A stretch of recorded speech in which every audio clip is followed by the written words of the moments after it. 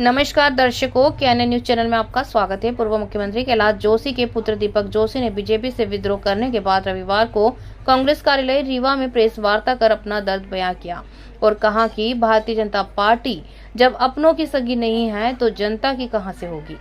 उन्होंने कहा कि भारतीय जनता पार्टी को विदा करने में उनका व्यक्तिगत और राजनीतिक कारण था। भारतीय जनता पार्टी से विद्रोह करने के बाद अपना दर्द बयां करते हुए उन्होंने कहा कि उनके पिता कैलाश जोशी पूर्व मुख्यमंत्री के साथ साथ 8 बार विधायक रह चुके हैं, लेकिन भारतीय जनता पार्टी ने उनकी गरिमा का भी ख्याल नहीं किया। पिता के स्वर्गवास हो जाने के बाद पूरी भारतीय जनता पार्टी एकत्रित हुई, जहां शिवराज ने घोषणा किया कि उनके पिता के स्मारक की स्थापना की जाएगी। 3 वर्ष बीत गए लेकिन आज तक नहीं हुई।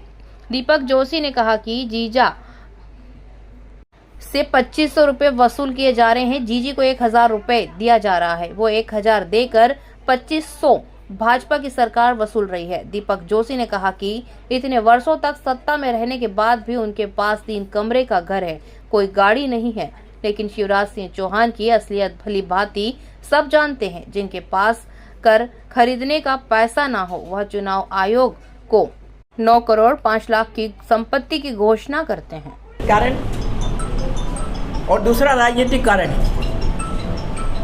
पहला व्यक्तिगत कारण यह है कि मेरे पिताजी का स्वर्गवास हुआ और स्वर्गवास के बाद 14 जुलाई 2020 को माननीय शिवराज सिंह चौहान, सिंधिया जी, वी.डी. शर्मा, पूरी बीजेपी हाटपिपलिया गांव में इकट्ठी हुई थी और माननीय जोशी जी के स्मारक बनाने का उन्होंने घोषणा की थी कि यहाँ स्मारक बने। 2 करोड़ 36 लाख का उसका एस्टिमेट बना। वो स्मारक आज तक नहीं बना हुआ है। लेकिन दूसरी तरफ मध्य प्रदेश के मुख्यमंत्री शिवराज सिंह चौहान जहाँ पूर्व मुख्यमंत्री के रूप में रहने वाले हैं, या तो उनको कुछ पहले से संदेश आगाह हो गया कि मैं पूर्व मुख्यमंत्री हो सकता हूँ, इसलिए उन्होंने पूर्व मुख्यमंत्री के नाते जो मकान जिसको अभी तक उन्होंने रोक के रखा है, जिस पे उनका कब्जा है, उस मकान के बगल में स्वर्गीय नंद कुमार सिंह चौहान के मकान को तोड़कर एक भव्य आलीशान मकान बनवाया। तो कहीं ना कहीं मुझे ये बात कछूटती कि मेरे पिता का स्मारक 3 साल में नहीं बन रहा और शिवराज जी का नया भवन 6 महीने में तैयार हो गया, आधुनिकतम भवन।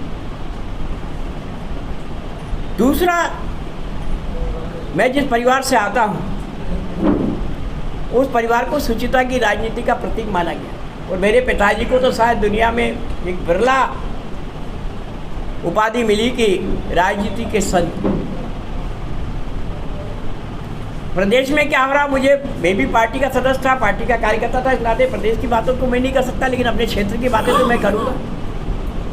बागली विधानसभा जहाँ से जोशी जी 1 बार नहीं 8 बार जीते और शायद ये इस मध्य प्रदेश की असेंबली का रिकॉर्ड भी होगा कि विपक्ष में रहकर कोई व्यक्ति लगातार 8 बार जीता हो।